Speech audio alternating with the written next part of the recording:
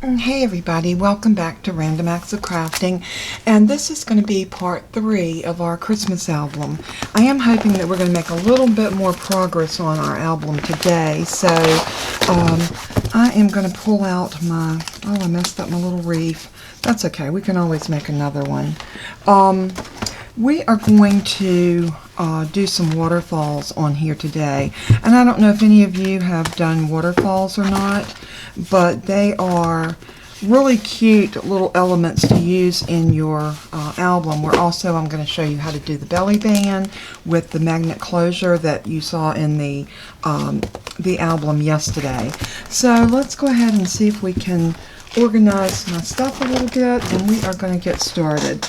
Before I start, I want to give a shout out, and y'all bear with me. My grandsons, who are Christian and Ian, and this is my youngest daughter, Jennifer's two boys, was at Dollar Tree last week, and bless their hearts, they are 11 and 13. Ian is 11 and Christian is 13. And they saw these stickers and these little embellishments, and they spent their birthday money on their grandmother. So I am so thrilled that my boys were so loving that they would want to spend just a few bucks on me, and this is what they got me. These are the Crafter Square stickers, and these are dimensional. They are beautiful. This is like an autumn collection, and then this one is a Thanksgiving, and look at these 3 pumpkins with Thanksgiving written across them. Hello Fall, the turkey, all of these are just so pretty. And then they got me 2 packs of these little leaves, and I think these are I think they come off in squares if I'm not mistaken, but they are just adorable. I thought a whole strip of this across the bottom of a card would be gorgeous, but you will probably see me using these in some videos that will be coming up. But a shout out to Christian and Ian. Thank you so much for your love. Grandma is so thankful for you and for what you, the thought that you thought of me. So thanks. Okay, there was my little, I had to thank my boys because I thought it was so sweet of them to want to give to me. So anyway, all right, so what we're going to do today is I want to see if we can find some papers, and I think what I'm going to do, we need to cut these at 3 inches wide by 3.5 inches long, because I want the waterfall to be 3 inches. And I think what I'm going to do is I'm going to use some of these gingham pages. So let's just pull out a few of these. I'm going to mix them also with some other paper, but I thought this would be a really cute way to use up some of these. And here we go with this pretty green. And I love the fact that on these you have the wider gingham print, and then you have the smaller gingham print. So you can pretty much use however you would like. And once we get the waterfall done, if we have time, I want to show you how I made the poinsettia. And I did stick that poinsettia in a card yesterday because I wanted to give it to someone. So anyway, so I don't have it to show you, but that's okay. We'll get to that in just a moment. I'm going to lay these 2 pieces out, and let's see if we have a couple of pieces. There's a piece of green. That is 3.5, so we can use that. I'm just going to lay these over here in case we decide to use them. So let's pull out our trimmer. And we're just going to cut down, and I'm thinking probably about 6 pieces. We'll start out with 6, and if we need to do more, we will. So we know this is 3, so we're going to 3.5, I think. That's 3.5, so yes, we're going to do this at 3. And that right there will be one of our, we're gonna score this at 1/2 inch. So that will give us our 3 by 3. So let's do a piece here. And these, like I said, these are just the little scrap pieces that I had left over. So this needs to be 3.5. And there's 2. And I think I'm going to try this piece because I love this. Happy Merry Christmas, love family and friends. So let's see, I want this at 3.5 because I want this orientation to stay the same. So we're going to cut this one at 3.5 and then by 3. Oh, I did that in the wrong direction. You know what, that's okay. That's all right, we're going to roll with it. We might put some embellishments on the top of that. I'm going to cut this one 3.5 by 3. And let's see, we have 1, 2, 3, 4, 5. Let's do this piece of cream. I love this cream. And let's cut it at 3.5. By 3. And I'm going to show you how simple it is. And some of you may have already done a waterfall, and this might not be anything new to you. But for any of my subscribers who have not done the waterfall before, this is such a cute thing to put in any album. It gives you lots of space for lots of pictures and journaling and things like that. So I think it's just a great way. So what I'm going to do is I'm going to turn these over in my scoreboard, and we are going to score at 1/2 inch. Let me find my bone folder, and also let's see. I had to find my little bifocals to put on because sometimes my old eyes just do not. Now see, I'm coming in right here, and I am scoring at 1/2 inch. And if you can get your thumb up in there to hold that, that will help you quite a bit. So there we go. There's that one. So then we're going to do this one. I think I'll do this side. Oops, this way.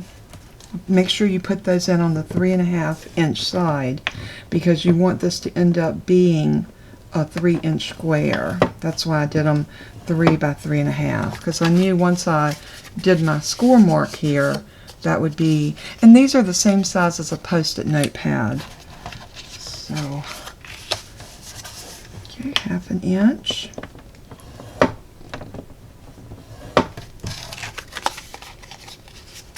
And we'll burnish those down in just a moment. I just basically was giving them the quick fold so that we wouldn't have a whole lot to do when we get them over here.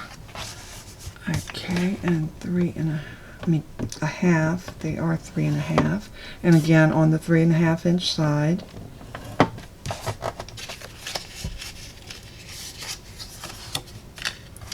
I am so loving putting albums together. They can be so much fun, and no two albums are ever the same. I always say it's like our children.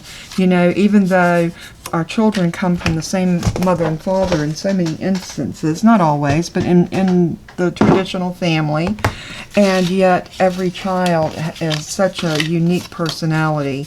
And it's the same way with these albums. As we make them, they take on a personality all their own, and every one that I've ever made is different. So that's the good thing. You might have some elements, some little personality traits here and there that are similar, but they're totally different. So we are just going to burnish these down. And making a waterfall is not hard to do, and the way I do it is I start at the bottom of my page and work up, and let's decide which page we want our waterfall on. I think I'm going to put it on this next page. We have this one finished. Now I didn't like the way that little punched out the hole here, so I came in and just trimmed that with my scissors and made it a like a V shape. And that still allows you to get in there. We've got this beautiful little deer. This page we're calling done. So that one's done. So now we're going to work on this one. Again, make sure that your holes are over here. And I am going to put this down right in the middle. So what you want to do as you're putting this down, you want to line up this fold, your bottom fold, right in the center of your page, just like so. Now I'm going to do this with art glitter glue. You could certainly use sticky tape or score tape if you like, but I like to use my art glitter glue. I like the way it adheres. It's fast and quick. So again, I'm going to put this down to the edge of my page, like so, and then I'm just going to lay that glue into my paper. Now it's crucial to get this piece on there nice and straight, because this will be your guideline for the rest of your fold. So let's grab us a piece of the printed paper, and you see how I'm butting this edge up to right here? That's what you want to do. You want to make sure that that edge is butted up to this. And we're just going to build that all the way up to the top. So I think after I get all of these glued on here, you'll be able to see the process of how I did this. So like if you want to open that up, you can just sit that right over top of that one, just like so. Press it, fold it, burnish it. That's your second one. So now let's grab a green one. And you see how they want to spring up. That's the reason I like to do the little belly band over them. It helps them to lay a little bit flatter. Makes your album look a little neater. So there, we got that one glued, and we are going to set him right on top of this one. Press it down, give it a good little varnish, and let's try this cream colored one next. And see, that's coming together already, although it does appear that I got this one just a little bit. You know, and if you find that you've got one on that doesn't look like it's quite squared up, just hold it in place and then just use your bone folder, and that will help even that up, because you can train your paper. Might not be able to train your husband, you might not be able to train your kids and your grandkids, but you can train paper. That is something that Maymay heard someone that she was watching on a video say. You can train your paper, but you can't train a man. So I thought it was so funny. I don't think Maymay's husband, Vinny, thought too much of it, but I thought it was hilarious. Okay, I'm going to put this one down next. So I'm going to be ending with this green piece, and it's going to give us, let's see, let's get it glued down, then we'll count them. And I think it's going to be 6. And we may cut one more to go on the top. So let's just see. And I'm trying my best. I had some people that was screaming at me yesterday, get back in frame. And sometimes it's so hard for me to work so far ahead, because I'm sure when you're crafting, you work down like this in front of yourself. So I have to remember to push this up into this point and make sure that I am in frame for y'all, so you can see what I'm doing. And I do apologize for that so much. Please forgive me. I will make a conscious effort to try my best to stay in frame, because that is very important for you to see what I'm doing. How are you going to learn if you can't see exactly what's going on? But sometimes, every now and then, I have to bring it over where I can see, especially if I'm lining up something. Okay, that gives us 1, 2, 3, 4, 5, 6. Now I am going to cut another piece and put right here, but this one I'm just going to do a 3. Yeah, I'm going to do a 3 inch and just butt it right there, and I think 3 inches will work. Let's take a measurement and see. No, it needs to be I can do 3 if I butt it all the way up.